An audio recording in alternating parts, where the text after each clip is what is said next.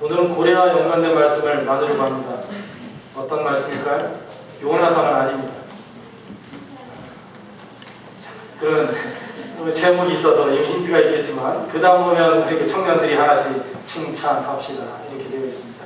오늘 정말 고래도 칭찬은 고래도 춤추게 한다는데 그런 영상이 하나 있어요. 영상 하나 보면서 켄 블랜차드라는 분이 이 책을 썼거든요. 미국의 아주 유명한 분입니다. 이분하고 한번 만나려면 뭐 돈도 꽤 들고 만나서 그 비법을 좀 듣는데 개인적으로 알려나려면 굉장한 그런 노력이 필요하다고 합니다. 그런데 그분이 쓴 책 가운데 하나입니다. 자, 한번 보도록 하겠습니다.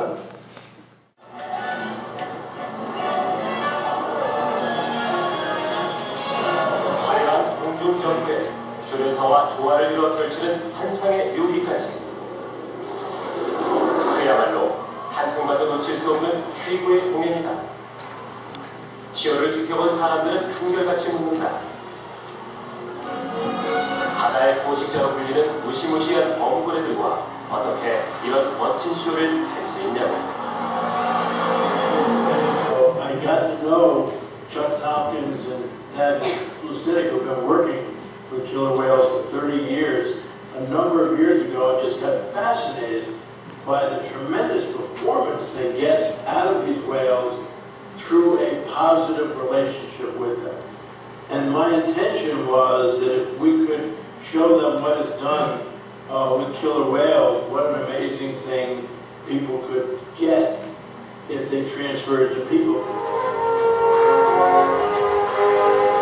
범고래의 마음을 움직이는 힘, 그것은 바로 칭찬이다. 저자 켄 블랜차드가 범고래 훈련법을 통해 배운 칭찬의 힘, 그 놀라운 이야기를 만나보자. 무게의 3톤이 넘는 거대한 몸체, 눈에 보이는 건 뭐든 먹어치울 수 있는 범고래. 하지만 함께 쇼를 하는 조련사들에게 범고래는 너무도 다정한 친구다. 보기에도 어마어마한 이 범고래를 조련사들은 과연 어떻게 훈련시키는 걸까? 저자 켄 블랜차드는 중요한 3가지 가르침을 전하고 있다. 첫째, 신뢰를 쌓는 것입니다. 새끼 범고래든 성인 고래든 훈련을 시작하기 전에 조련사들은 보통 한두 달 동안 먹이를 주며 친해지는 시간을 갖습니다. 저는 조련사들에게 범고래와 친해지는데 왜 그리 많은 시간을 쏟느냐고 물었습니다. 그러자 그들은 범고래에게 해를 끼치지 않는다는 사실을 확신시키기 위해서라고 대답했습니다. 전 카티나와 17년 동안 쌓은 신뢰 때문에 아기 고래와 이렇게 친해질 수가 있었죠. 2달 만에 아기 고래를 만져도 들 정도가 됐습니다.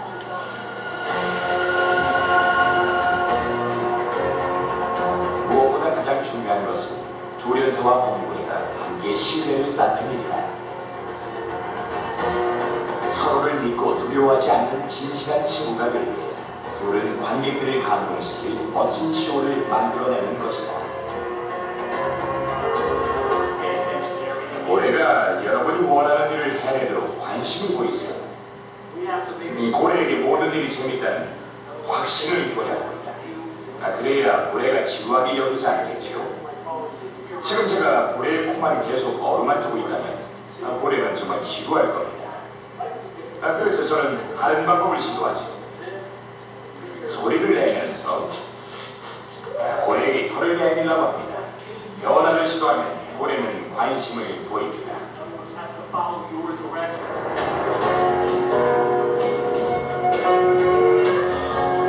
조련사는 고래가 잘하는 일에 주목하고 칭찬해 주는 것이 중요하다. 잘한 일에 관심을 갖고 주의를 기울인다면 고래는 그 일을 즐겁게 계속할 것이다.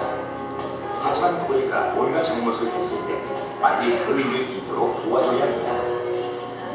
고래에게 신을 보내면서 좌우측으로 가는 방법을 가르칠 때 왼쪽으로 신호를 보내는데 고래가 오른쪽으로 간다면 잠시 멈추고 잘못한 행동에 대해서 약간 주의만 줘요. 그리고 다시 경로해서 올바른 방향으로 인도하죠. 잘할 땐 등을 긁어주거나 좋아하는 다른 걸 해주죠. 멍고래를 후려라는 방법은 그리 어렵지도 복잡하지도 않다. 진심으로 관심을 기울이고 서로에 대한 믿음을 쌓는 것. 그런 긍정적인 관계 속에서 훈련은 자연스럽게 이루어지는 것이다.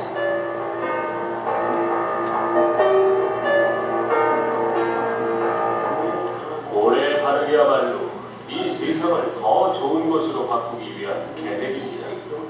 실수를 하더라도 바로 판단하지 말고 실수한 걸 알리고 다시 시도하도록 얘기해주면 됩니다. 그렇게 할 때 변화를 만들 수가 있는 겁니다. 옆에 있는 분들하고 인사합시다. 이렇게 인사하세요. 당신은 장점이 아주 많은 분입니다. 이렇게 인사합니다. 당신은 장점이 아주 많은 분입니다.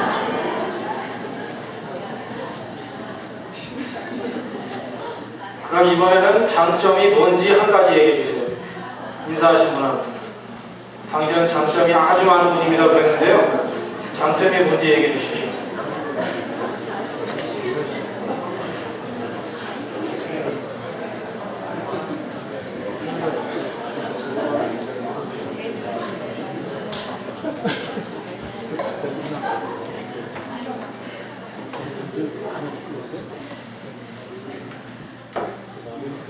여러분, 한국에서 몇 년 전부터 방송이나 기관이나 또 교회나 공동체에서 일어났던 운동 하나가 있습니다. 캠페인 하나가 있는데 그 운동이 바로 칭찬합시다 캠페인입니다. 그 영향력이 아주 좋아서 교회 홈페이지마다 어떤 때는 칭찬합시다라는 그런 컬럼을 적어놓을 수 있도록 작업을 하는 그런 경우가 많았어요. 여러분, 이 칭찬합시다 캠페인은 어떻게 생각하십니까? 좋은 것이라고 생각하시나요? 참여해 보셨습니까? 이제 우리 참여해 봅시다. 오늘 말씀 듣고 나서. 오늘 잠언의 말씀은 지혜자로 유명한 사무엘 왕이 우리에게 매일매일 일생에 있어서 보약이 될 만한 것 서로 아끼지 말고 나누며 살면 행복할 것이다. 이렇게 우리에게 가르쳐주고 있는 지혜가 들어있습니다. 오늘 아주 짧았어요. 짧았는데 한 번 더 읽어볼까요? 뒤에 나옵니다. 잠언 16장 24절 읽겠습니다. 시작. 선한 말은 꿀송이 같아서 마음에 달고 뼈에 양약이 되느니라.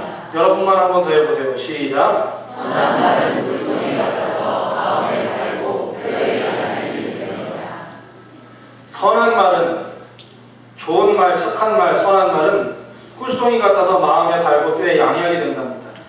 좋은 말은요, 선한 말은 마음을 스위트하게 만든대요. 우리의 영혼을 인소, 우리의 영혼을 스위트하고 달콤하게 만들어줄 수 있대요. 무엇으로? 말 한마디. 그리고 이 선한 말은 뼈에 양약이 된대요. 정말 뼈에 사무친 상처를 받았어도 우리의 속사람 가운데 치유가 되어야 할 부분이 있어도 이것을 힐링할 수 있다는 거예요. 치유할 수 있다는 거예요. 세상에서 칼을 대서 수술하는 건 아니고 많은 돈을 투자한 약을 사용하는 것도 아니라 정말 우리의 뼛속까지 들어있는 아픔과 상처와 절망들이나 또 우리 마음을 스윗하게 회복시킬 수 있는 것은 바로 지혜의 말, 선한 말이라는 거예요. 그래서 제가 생각해 봤어요. 선한 말 어떤 걸까? 지난주에 우리가 바나바처럼 살자고 그랬어요. 바나바는 격려해주고 칭찬해주고 이렇게 다른 사람을 세워주는 일을 한다고 했어요. 오늘 여러분 말씀드리면 주일날 성령님께서 저를 통해서 말씀 전해주시면 그 말씀대로 살으셔야 돼요. 가서 실제로 해보셔야 돼요. 바나바처럼 한 주간 동안 살고 오셨나요? 그렇게 사신 분들인 줄 믿습니다. 저하고 눈싸움 하지 마시고요. 아무리 좋은 말씀을 여러분들에게 전해드려도 하나님께서 저를 통로로 전해주셔도 말씀을 듣고 삶 속에서 내 것으로, 내 실력으로, 내 태도로, 내 체질로 변화시킬 수 없으면, 내 인격으로 변화시킬 수 없으면 바나바는 착한 사람이요 성령과 믿음의 성령이 충만한 자라. 그 때문에 많은 사람들이 주께로 돌아왔다 그러잖아요. 그런 일 없습니다. 하나님의 말씀을 듣고 믿음으로 잘 성장하는 사람들의 비법은 뭐냐면 어떤 말씀을 듣든지 내 것으로 녹이고 소화하는 거예요. 자기 인격으로 만들 줄 아는 거예요. 오늘 정말 좋은 착한 인격을 가진 사람, 하나님 보실 때 착한 사람, 좋은 사람, 예수 그리스도의 향기가 나는 사람이 될 수 있는 그 위로자의 모습, 정말 권면하고 희망을 주는 사람의 모습의 시리즈 두 번째 말씀입니다. 오늘 그 말씀이 뭐냐면 선한 말의 소유자가 되라는 거예요. 여러분, 하나님의 사람들은 삶의 현장에서 하나님이 주신 여러 현장에서 선한 말을 많이 하면서 살아야 돼요. 선한 말, 칭찬의 말 어디 가서 하면 될까요? 어디 가서 하면? 오늘 그래서 우리의 살아가는 현장, 가정이나 직장 또는 가족 이런 부분에서 실제로 우리처럼 잘 살았던 과거의 사람들 또 과거의 기업들 이런 얘기를 좀 제가 하려고 해요.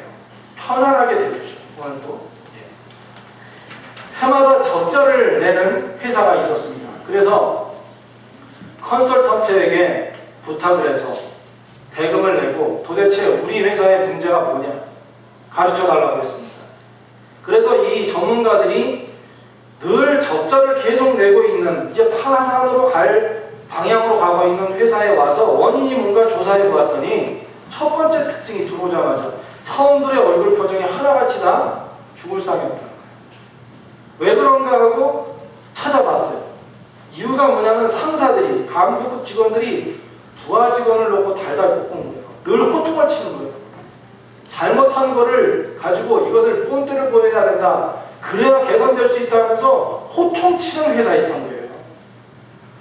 그래서 이 전문가가 한 상사에게 물었습니다. 혹시 부하를 칭찬해 보신 적 있습니까? 그랬더니 이분이 대뜸 바로 대답을 하더래요. 말도 마십시오. 칭찬할 건더기가 있어야 칭찬을 하죠.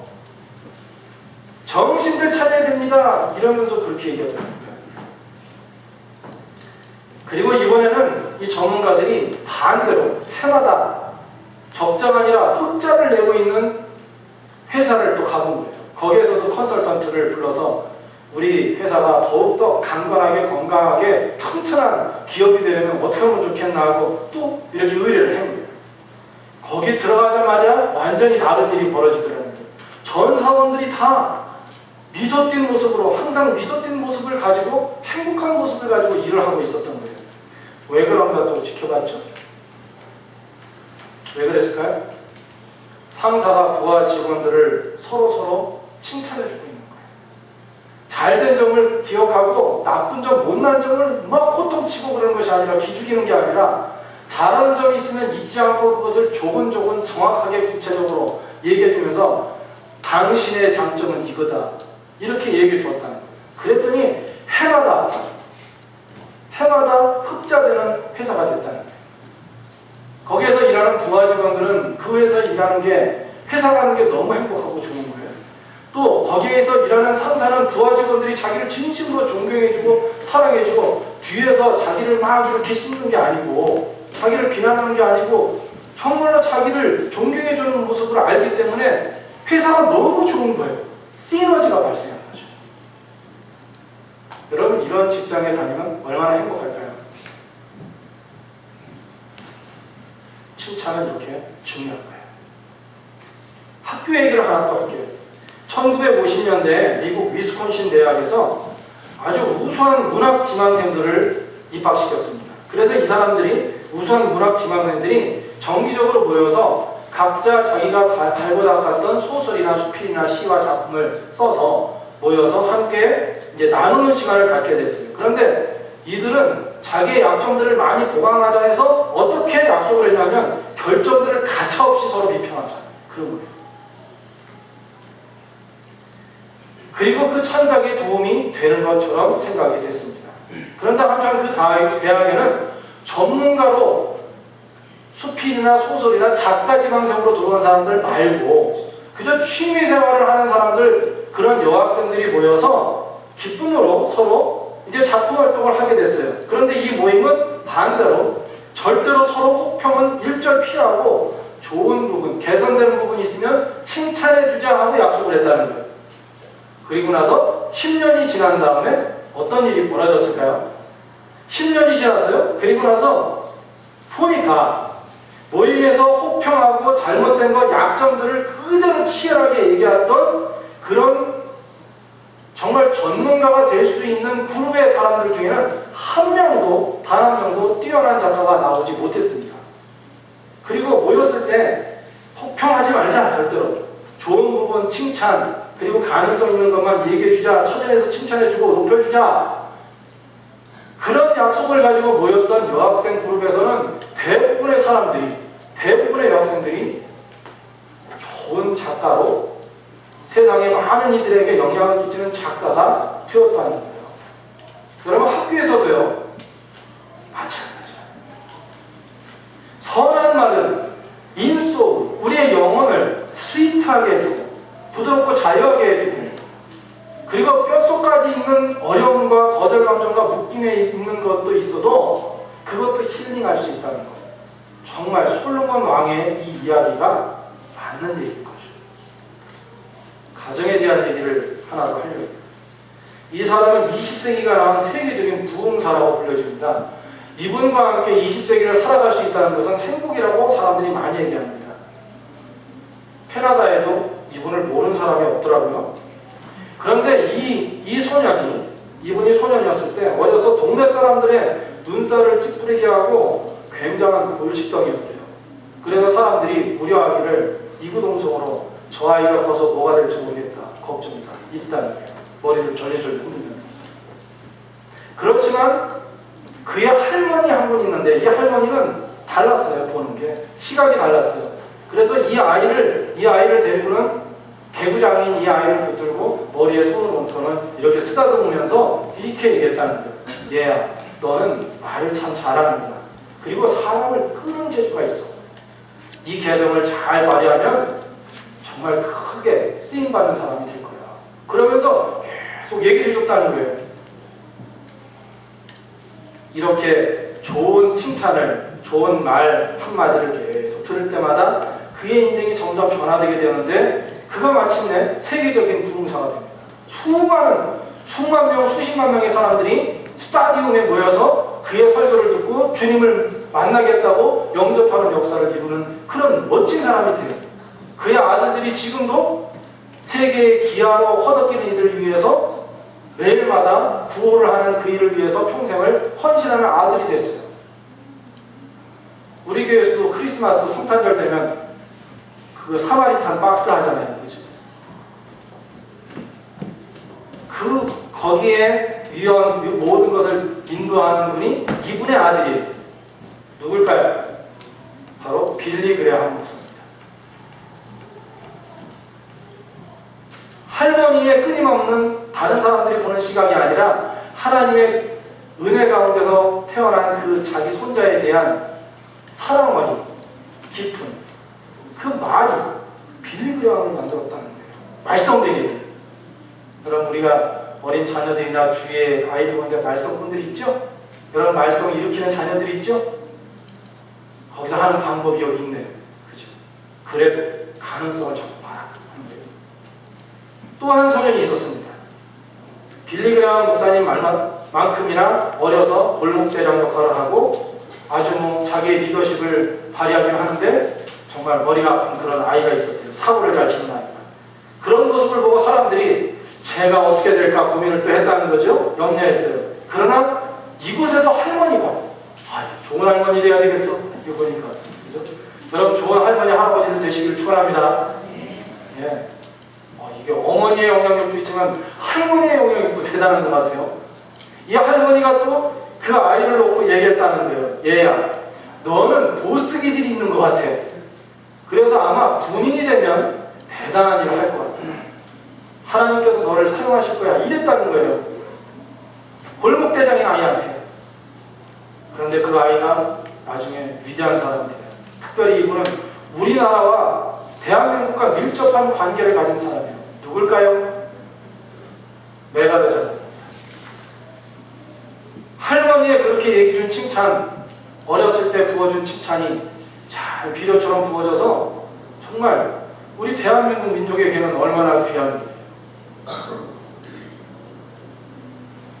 그분의 아들을 향한, 메가더의 아들을 향한 기도문 같은 거 보면 정말 귀한 명성이 담겨있는 것을 보게 됩니다. 여러분, 신뢰할 만한 각국의 연구기관의 의견을 들어보면 공통점이 있어요. 뭐 퍼센트는 좀 다를 수 있어요. 그 중에 하나를 할게요. 사람은 보통 95%의 좋은 점과 5%의 좋지 않은 점을 가지고 태어나서 산대요. 저나 여러분들이나 모든 사람들이 그렇다는 거예요. 그런데 이 세상에 그래서 100% 전부 완벽하고 좋은 점을 가진 사람이 있을까요? 없을까요? 없어요. 그런데 문제는 뭐냐면 이 세상을 살아가는데 크리스찬이든 크리스찬이 아니든 하나님의 사랑을 가지고 산다는 교회 공동체를 살아가는 크리스찬들도 어찌 생각하냐면 95%를 크게 볼 줄 아는 주목하는 눈이 없고 5% 잘못된 것을 정말 전문가 기질을 가지고 정확하게 잘 찾아내는 그런 사람들이 많다는 거예요. 이게 문제라는 거죠. 다른 사람의 좋은 점 95%를 잘 보며 살아가는 사람, 거기에 주목하는 것이 체질화된 사람에게는 언제나 그 주의 관계가 아름답고 행복해진다는 거예요. 그러나 5% 잘못된 것이 자꾸 들어오는 거예요. 만나면 순간적으로 5%만 보여. 95%는 안 보이고. 그와 같은 기질을 가진 사람이 있을 때는 관계가 헝클어진다는 것입니다. 사랑하는 영적가족 여러분은 어떤 사람을 보았을 때, 상황이 있을 때 5%가 잘 보입니까? 아니면 95%가 더 확연하게 잘 보이나요? 95%가 잘 보이는 믿음 되기를 축원합니다. 아멘? 정말 이건 굉장히 중요한 거예요. 다른 사람들의 95%를 잘 볼 줄 아는 사람이 믿음이 좋은 사람이에요. 그 사람이. 왜냐하면 예수님이 그랬으니까. 삭개오도 품어주시고 돌로 쳐 죽이라는 가능한 여인도 걷어주시고 정말 12제자 중에 세상에서 세상 사람들이 그 얘기 말씀드렸잖아요. 예수님이 12제자 데리고서 시작한다 그러면 천대에서 컴퓨터에다가 기업이 성공할 수 있는 거 자료 다 집어넣었을 때 거기 나온 답이 이렇게 나왔다는 거죠. 재밌는 일. 예수님께서 그래서 컨설턴트, 여기 컨설턴트 나왔었는데 컨설턴트 기업에 내가 이 일을 하면 세상을 바꿀 수 있는가, 이 사람들 데리고 하면 성공할 수 있을까 아주 의뢰를 했다는 거예요. 그랬더니 나중에 거기서 딱 그 결과가 나왔어요. 그러면서 당신은 절대로 성공할 수 없음. 당신은 망함. 왜냐하면 12명 중에 단 한 사람만 가능성이 있고 11명은 쓰레기 같은 존재임. 단 한 사람 꼭 이 사람은 붙들고 하면 이 사람 같은 사람을 붙들면 가능함. 누구? 가룟유다. 세상에서는 가룟유다가 최고라고 그런 사람들 많이 된다고 했는데 예수님은 그런 사람 아닌 11명을 데리고 약함을 가지고 있는 그들을 데리고 세상을 확 뒤집어 놨어요. 그들을 통해서 하나님의 나라를 이루셨어요. 능력 있는 사람, 센스 있는 사람, 지혜 있는 사람, 스펙 많은 사람 필요 없다는 거예요. 그것이 아니라 바로 오늘 잠언에서 얘기한 것처럼 뼛속까지 아픔이 있는 사람들까지도 치유할 수 있는 영에서 흘러나오는 자기 인격에서 흘러나오는 진정한 씨앗, 말을 잘할 수 있는 사람, 예수처럼 말할 수 있는 사람, 진짜 제자처럼 말할 수 있고 만나면 행복할 수 있는 사람, 그런 사람이 되는 게 더 중요하다는 것이죠. 여러분, 부부끼리도 안 바뀌는 게 있죠? 그렇죠? 저희도 있어요. 이제는 그냥 봐주는 거지. 여러분들도 그런 거 있어요. 그래서 전문가들이 얘기합니다. 이 5%는 대부분이 이 5%는 평생 지키고 사는 거기 때문에 얘기하고 뜯어 고치려고 하면 약간 변형은 되지만 완벽하게 고쳐지지 않는다는 거예요. 그러니까 그거를 그냥 인정을 해주고 품어주자, 그냥 받아주자 이러면 그때부터 그리고 좋은 점들에 대해서 많이 얘기해주고 칭찬해주고 당신은 참 좋은 사람이야, 이런 거 잘하고 있어, 이런 걸로 하면 승리할 거야, 성공할 거야, 하나님께 쓰임받을 거야 이리 얘기해주면 그런 마음으로 서로 칭찬해주고 격려해주다 보면 95%의 눈을 가진 부부로 살고 가정으로 살고 자녀들이 그 눈을 받으면 교회가 변하고 직장이 변하고 사회가 변하고 학교가 변하는 그런 역사가 일어난다는 거예요. 오늘 이야기 예와 여러분들에게 말씀드렸던 것처럼 말이죠. 여러분 이 세상에 완전한 사람 하나도 없습니다. 서로 주의 은혜 안에서 서로 채워주고 덮어주고 일으켜줄 사람만 이 세상에 있는 거예요. 그럼 믿습니까? 가정에서 그렇게 살기를 원합니다. 여러분의 직장과 상터에서 삶의 현장에서 예수의 냄새나고 예수님처럼 살아가는 역사가 있기를 주의 이름으로 축원합니다.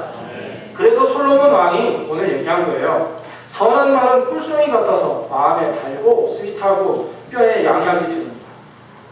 정말 좋은 말씀입니다.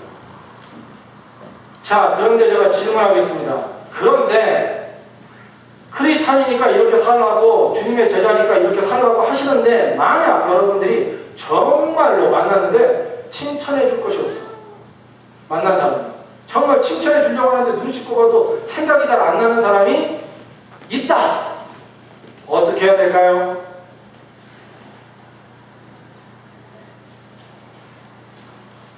제껴버릴까요? 안 만나면 될까요? 그 사람 때문에 교회 안 나오면 될까요? 셀에 안 가면 될까요? 아니면 직장 바꾸면 될까요? 그러면 여기서부터 우리가 훈련이 필요합니다. 이렇게 좋은 칭찬, 하나님의 사람으로 살아가는데 어떻게 살아야 되느냐? 로마서 12장 14절 말씀에 이런 말씀이 있어요. 자, 읽읍시다. 시작. 너희를 핍박하는 자들을 축복하고 저주하지 말라. 남자분들만 해보세요. 형제분들만. 시작. 너희를 핍박하는 자들을 축복하고 저주하지 말라. 이거 쉽지 않잖아요. 나를 핍박한다. 우리 입장, 개인의 입장에서, 본인의 입장에서 볼 때 껄끄럽고 더불어 있기 싫고 버겁고 관계 맺기 싫고 끌어버리고 싶고 가라앉아 빨리 벗어났으면, 멀리 있으면 내 인생이 행복해질 것 같고 화창한 날씨 오늘처럼 그렇게 될 것 같은 그런 사람을 만날 때 있겠죠. 세상에서는 세상 사람들의 틀로는, 세상의 가치관으로는 적응은 돼요. 그 만남은. 그러나 주님은 절대로 그럴 거예요. 사도 바울은 그걸 알았기 때문에 오늘 이렇게 고백해요. 너희를 핍박하는 자들을 축복하고 저주하지 마라. 개척하면 나가는데 자기는 영혼구원 받으라고 하고 가서 정말 목숨을 다해서 섬겨주는데 나중에 자기를 때려잡으려고, 어떨 때는 때려 죽일 정도로 아프게 해서 성에다 갖다 버리기도 해요. 자기를 핍박하는 사람들이 얼마나 많았는지 몰라요, 사도 바울 선생님이. 그런데 그가 믿음으로 자라나니까, 믿음의 근력이 생기니까 옛날 같으면 그 급한 성격에 어쩔 바를 모르고 다 끊어버렸을 텐데, 그때 성숙된 그가 고백하는 게 로마서 이 말씀이에요. 너희를 핍박하는 자들을 축복하고 저주하지 마라. 나도 옛날에는 한 성격 했어. 나도 옛날에는 그럼 확 접어버렸어. 없으면 되지 뭐 이러면서 살았어. 그렇지만 예수님 알고 나니까 다마스커스에서 죽을 내 영혼을 위해서 그분 찾아오셔서 눈멀겠다가 기적으로 다시 뜨게 해주시고, 이 세상에서 정말 한평생의 인생으로 살지 않고 영생을 살아가는 하나님의 사람 되게 해주셔서 정말 쓸모없는 사람인데, 나보다 좋은 사람은 얼마나 많은데 나를 첫 번째 세계를 향한 선교사로 선택해 주시고 이렇게 살게 해주셨으니 얼마나 감사한가. 하나님이 나를 닿았던 그 손길을 생각하면 나는 괴롭게 하는 사람들 다 용서해야 돼. 내가 주님 만났으니까 그리 살아야 돼 라고 그렇게 고백하고 있는 거 아니겠어요? 여러분, 왜 하나님의 사람들은 이렇게 저주하고 싶은데도 참고 축복하고 칭찬해주면서 좋은 거 나타내며 살아야 할까요? 다시 한번 여러분 옆에 있는 분들하고 인사하세요. 당신은 하나님의 걸작품입니다. 이렇게 인사하세요. 당신은 하나님의 걸작품입니다. 인사 나눴잖아요. 이게 답이에요. 이게 answer, best answer. 95%, 5%라니까요. 그리고 하나님이 우리를 만드셨을 때 하나님의 최고의 걸작품으로 만드셨어요. 저와 여러분들이 최고의 걸작품을 믿습니까? 대답이 없군요.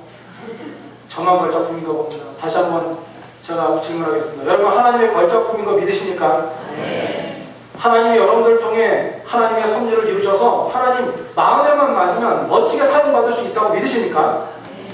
하나님 걸작품. 그러니까 여러분들이 지금 옆에 있는 사람을 봤을 때 마음에 안 들어요. 단점투성이로 보여요. 그건 여러분의 생각이에요. 하나님은 하나님이 걸작품으로 만드신 그 사람 하나하나를 부족해도 여러분을 받아주셨던 것처럼 걸작품으로 만드셨어요. 잠깐 그분이 걸작품인데 걸작품의 그 길을 벗어나서 사탄하고 같이 아주 친하게 지내기 때문에 그럴 수도 있어요. 그런 마음이 있어서 남을 괴롭히기도 하고 헷갈리기도 하고 걷지 말아야 할 길을 걷고 있어요. 우리는 어떻게 해야 돼요? 그때 잘 됐다 이러면 안 되잖아요.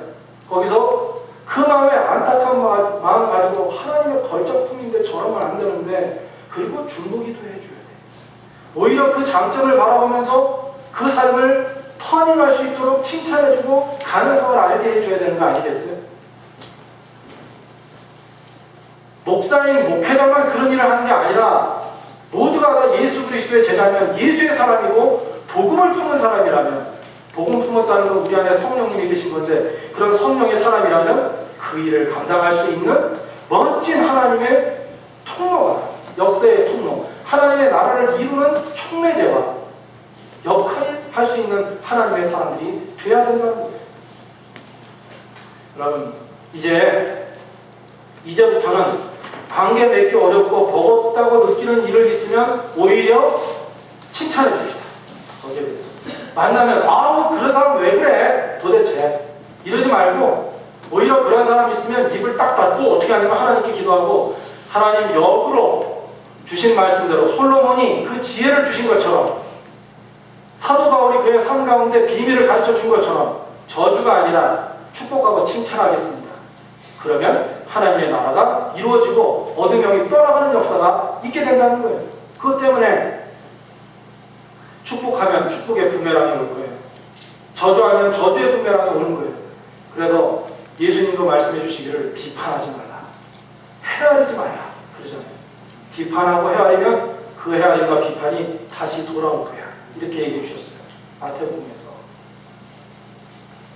이건 아무것도 아닌 것 같지만 정말 우리의 삶 가운데 매일매일 필요해요. 뭐 이스라엘 역사 알고 믿음의 도에 대해서 신학적으로 알고 이런 거 이미 전해 들을 만큼 전해 들었잖아요. 이제는 사는 게 필요해요. 그렇게 사는 게 필요해요. 여러분 예배하는 자리에 열심히 찾아오시기 바랍니다. 말씀 안 듣고는 이민생활하면서 캘거리에서 살아가는 가운데 여러분 최고의 인생 살 수 없어요. 절대로. 금요일이면 나와서 하나님께 나와서 기도하세요. 기도의 용사가 되세요. 기도의 불이 없이는 기도의 호흡을 하지 않으면 여러분의 영혼은 답답하게 돼 있어요. 어쩔 수 없이. 날씨가 좋아졌어요. 이제 여러분 어디 마실 가고 구경 가고 그럴 것도 많이 있죠. 그러나 예배하는 날은 꼭 오셔서 예배하세요. 말씀 들어보세요. 기도해보세요. 하나님의 은혜에 담겨보세요. 그리고 나서 나머지 시간 많잖아요. 그 많은 시간 가운데서 나머지 예배하는 시간 그 시간도 만약에 하나님을 만나지 못한다면 저 책임 못 져요. 여러분.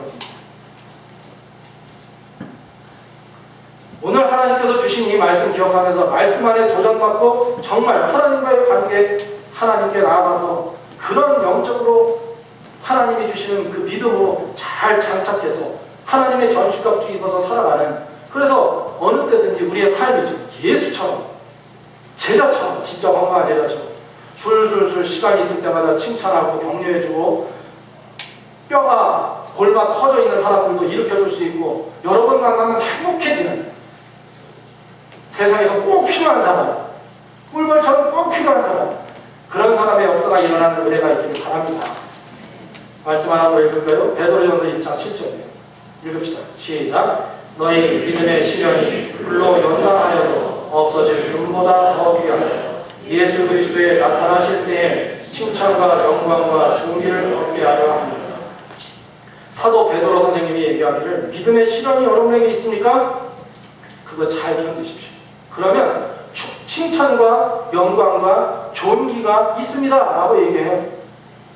믿음 생활할 때 슬기롭게 여러분에게 다가온 관계나 또는 질병이나 여러분의 가정의 어려움이나 직장의 어려움이나 믿음의 어려움이나 여러 가지 있을 수 있어요. 그런데 그럴 때 그 믿음의 시련을 잘 견디고 여러분에게 영적 근력이 튼튼해져서 지구력 떨어지지 않고 하나님이 원하시는 일 감당하라고 할 때 지치지 않고 그 일 잘 감당하는 삶이 되는 거 너무 중요합니다.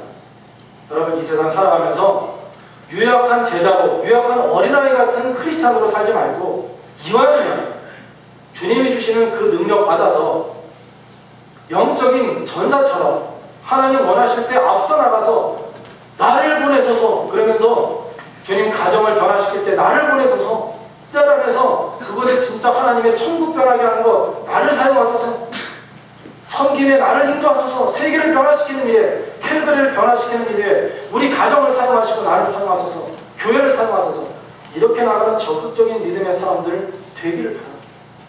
제가 정리할게요. 오늘 말씀 여러분 사랑합니다. 사랑하는데 여러분 사랑하는 여러분들이 정말 영적 내공이 있는 사람들이 됐으면 좋겠어요. 그래서 오늘 이번 주에 할 일이에요. 그건 뭐냐면 칭찬. 칭찬은 고래도 춤추게 합니다. 그렇습니다. 칭찬은 칭찬받는 사람 행복하게 하고 변화시켜 줍니다. 칭찬은 칭찬을 하는 사람도 변화시켜 줍니다. 받는 사람도 아닙니다. 칭찬은 삶의 변화를 변화시켜 주고 삶의 분위기를 변화시켜 주고 공동체를 변화시켜 주시고 관계와 교회를 변화시킨다는 거예요.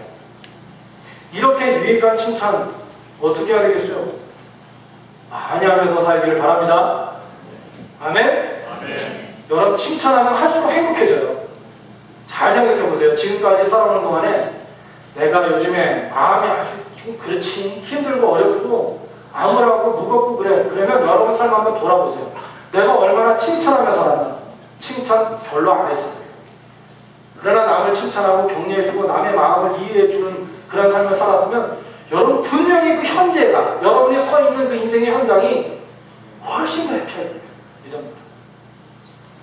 우리 신앙이 건강한가 성령의 마음을 가지고 있는가를 실질적으로 볼 수 있는 거울이 바로 남을 칭찬해주고 격려하고 있는 삶을 살고 있는가로 알 수 있다는 것입니다. 골로새서 4장 6절 말씀 마지막으로 읽고 마칩시다. 읽읍시다. 시작. 너희 말을 항상 은혜 가운데서 소금으로 고르게 함과 같이 하라. 그리하면 각 사람에게 마땅히 대답할 말을 것을 알리라. 예. 말을 할 때 어떻게 하냐? 항상 은혜 가운데서 성령의 은혜 가운데서 하면 된다는 거예요. 그럼 이제 결론 지을게요. 칭찬하는 인생 되기를 축원합니다. 아멘. 아멘. 가정에서 칭찬 많이 합시다. 오늘 믿음의 과제 하나씩 하루에 적어도 한 번은 꼭 배우자에게 아니면 자녀에게 여러 번 만난 사람들에게 칭찬을 해주고 헤어집시다. 그러면 여러분들이 무심코 한 칭찬 같아도 그 칭찬 때문에 인생이 변화될 것입니다. 다음 주에 그 일 잘하고 한 주간 동안 여러분에게 그 일 감당하고 사역자로 세워주신 거니까 칭찬 선교사로 이제 나아가는 거니까 한 주 동안 잘 선교하고 오세요. 복음 전하는 거 그 좋은 방법 가운데 하나가 남 칭찬 잘 해주는 사람 있으면 저분이 캘거리 제일감리교회 영적 가족이래 교인이래 그럼 교회 오고 싶어요. 반대면 안 되죠. 함께 기도하겠습니다. 여러분 양손을 가슴에 닫고 칭찬하고 소망을 전해주는 말을 할 수 있도록 주님 인도하여 주옵소서. 또한 내가 남으로부터 칭찬을 들었을 때도 교만하지 않고 모든 영광을 오로지 주님께 돌릴 수 있는 믿음의 지혜를 갖게 하여 주옵소서. 오늘 말씀 들은 대로 매일 칭찬을 나누며 살아가는 은혜로운 소금과 같은 제자 되도록 함께 하옵소서. 예수님의 이름으로 기도드립니다.